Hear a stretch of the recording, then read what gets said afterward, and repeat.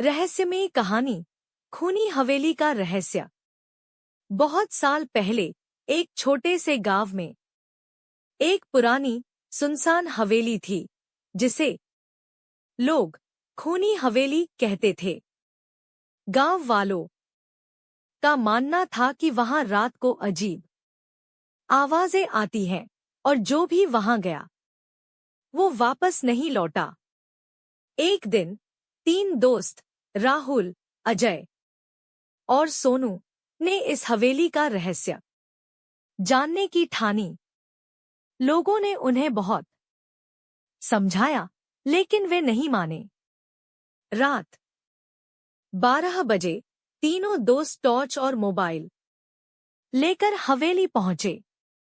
हवेली के अंदर कदम रखते ही एक अजीब ठंडक और डरावना सन्नाटा महसूस हुआ।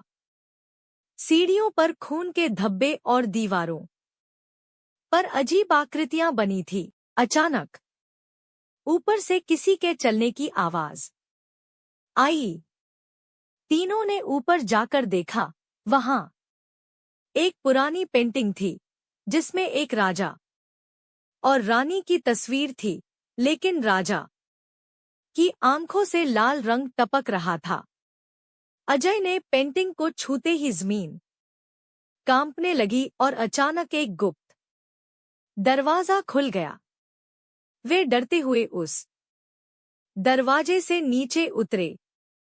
नीचे एक तहखाना था जहां एक पुराना तख्त और दीवार पर एक चेतावनी लिखी थी, जो यहां आएगा वो लौट नहीं पाएगा।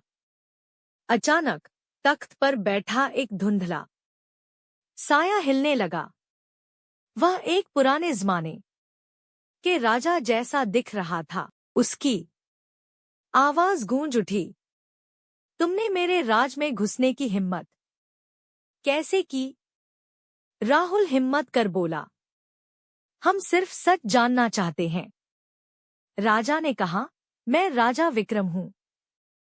300 साल पहले मेरे मंत्री ने मेरे परिवार की हत्या करवा दी और इस हवेली में खजाना छिपा दिया। मेरा आत्मा तब तक भटकता रहेगा जब तक सच दुनिया के सामने न आ जाए। तीनों ने तहखाने में एक संदूक खोला जिसमें एक पुराना पत्र था। उसमें मंत्री का नाम और खजाने की जगह लिखी थी। उन्होंने वो पत्र गांव के मुखिया को दिया। राजा की आत्मा मुस्कुराई और गायब हो गई।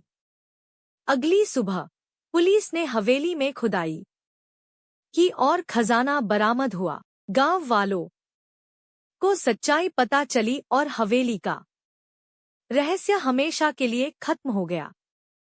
लेकिन जब तीनों दोस्त हवेली से लौटे तो सोनू के मोबाइल में आखिरी वीडियो में वही राजा दिखाई दे रहा था और एक डरावनी आवाज गूंज रही थी, धन्यवाद, लेकिन मैं अभी भी तुम्हारे साथ हूं।